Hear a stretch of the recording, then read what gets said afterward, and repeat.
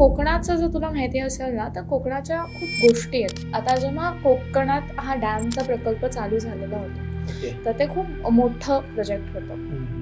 त्यामुळे खूप जे इंजिनियर्स आहेत ते देशाच्या आणि महाराष्ट्राच्या खूप वेगळ्या भागातून कोकणात राहायला आलेले आहेत. तर असंच एक घर जिथे 2 इंजिनियर्स राहायला होते. आता हे ज्युनियर इंजिनियर्स आहेत आणि वय पण खूप लहान, अगदी म्हणजे 22-23 वर्षाचे.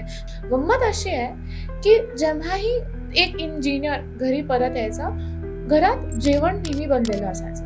म्हणजे ते जिथे थांबलेले होते तिथे? हो, नेहमी.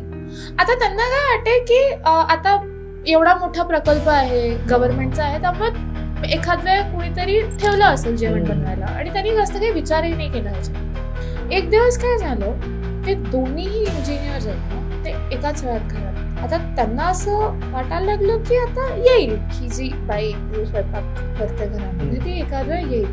2 जण बसले होते आणि एक जो इंजिनियर आहे त्यातला तो म्हणला की मला असं वाटायला लागलं की मला भूक लागते. पुढच्या 5 मिनिटात त्यांना 2 हात दिसले. फक्त हात. तर असं म्हणलं जातं की तिकडे एक जोडपं राहायचं